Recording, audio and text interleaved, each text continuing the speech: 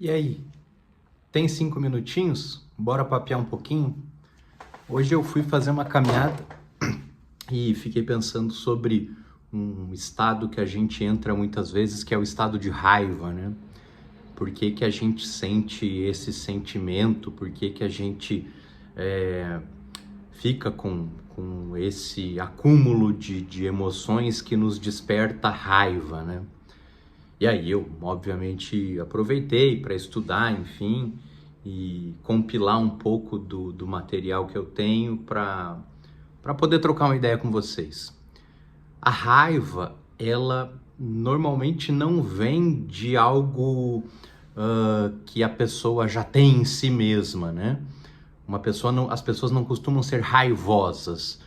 A raiva, ela advém de um estado de espírito, um estado interior daquele momento, né? Num dado momento, a pessoa é impulsionada a ter raiva. As pessoas não vivem em raiva constante, vamos dizer assim. Isso porque o nosso cérebro, ele é programado para responder coisas, né? A gente tende a, uma vez provocado, indagado, enfim, o cérebro ele busca responder. Mas quando a gente está muito nervoso, fora da nossa estabilidade emocional, o nosso cérebro, ele, em vez de responder, ele reage. Ele atua de modo muito mais rápido do que uma resposta, e aqui eu estou falando de questão de nanosegundos. O cérebro, ele acaba, em vez de respondendo, ele opta por reagir. E aí essa reação se mostra raivosa. E isso é perceptível, inclusive, se vocês pararem para pensar, inclusive no nosso corpo, né? Quem é que nunca sentiu raiva e percebeu o coração disparando, uma tensão muscular? Até o estômago da gente se contrai e inflama quando a gente está com raiva. Lógico, existe a raiva duradoura, né? Aquela raiva que fica ruminando, mas ela é muito mais fruto, talvez, de uma frustração do que efetivamente de um estado de raiva, de um estado de cólera, né? A raiva, ela surge para nós a partir de que eu pude identificar vendo vídeos a respeito. Eu percebi que a raiva, ela vem com 3 motivadores, né? A gente se sente agredido, e aí a gente fica com raiva. A gente se sente injustiçado, e a gente fica com raiva. E perceba, injustiçado, a injustiça ou a justiça, ela é um ponto de vista muito subjetivo, né? Às vezes o que é justo para você não é necessariamente justo para aquele que te fez algo, né?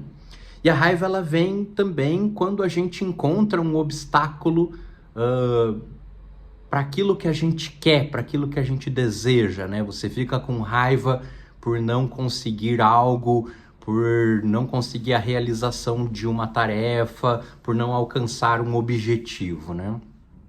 A raiva, portanto, ela precisa ser, a rigor, investigada. Você tem que buscar em si mesmo, com terapia, com médicos, especialmente se a tua raiva é muito constante, né? Se você tem atos de raiva muito constantemente, você tem que investigar, tá? Respirar costuma ser um movimento muito bacana para quem está com muita raiva. Essa respiração chamada 4-4-6, ela é muito boa. Nela você inspira por 4 segundos, prende essa respiração por 4 segundos e solta a respiração por 6 segundos e vai repetindo.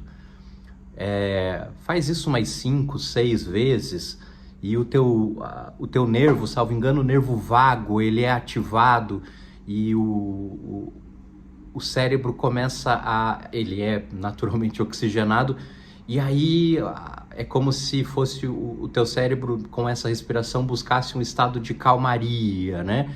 Ele se aquieta um pouco, né? Nos estudos que eu fiz, contudo, eu percebi que são poucos, aliás, que não existe um psicólogo ou psiquiatra, enfim, que entenda que a raiva deve ser totalmente reprimida. A raiva precisa ser gerenciada, por isso você deve buscar ajuda médica, auxílio terapêutico, enfim, se você percebe que a tua raiva está sendo muito constante, que o teu estado de raiva está sendo muito constante. Mas por que que os médicos e terapeutas não necessariamente recomendam que a gente simplesmente reprima a raiva? Porque reprimir certos sentimentos, como a raiva, pode ser muito prejudicial. Você, num dado momento, pode não perceber, mas a todo instante a gente está tendo as percepções do que acontece ao nosso redor e absorvendo os nossos sentimentos. Quando você acumula muitos sentimentos negativos, quando você fica com raiva, mas fica quieto, quando você fica com raiva, mas tenta se distrair, enfim, essa raiva, de algum modo, ela vai sim acumulando e uma hora o copo transborda. É muito comum que pessoas extremamente calmas, quando num estado de raiva, de muita raiva, cometam atos impensáveis, né? É muito comum, pelo menos assim, na literatura, algumas pessoas extremamente pacíficas, que sejam de boa paz, que sejam de bom trato, elas acumularem muita raiva, né? Sentimentos negativos, enfim, e na hora que esse copo transborda, ele transborda de uma maneira absolutamente prejudicial e a pessoa acaba, de fato, fazendo algo absolutamente impensável, irregular, que pode até mudar o destino da vida dela, né? Enfim, é isso aí. Eu espero que esse vídeo te encontre bem, te encontre sereno, em paz. Curte o canal, compartilha, se inscreve, comenta aqui se você tem algum método para lidar com a raiva ou do que você tem raiva. Legal? Fique em paz.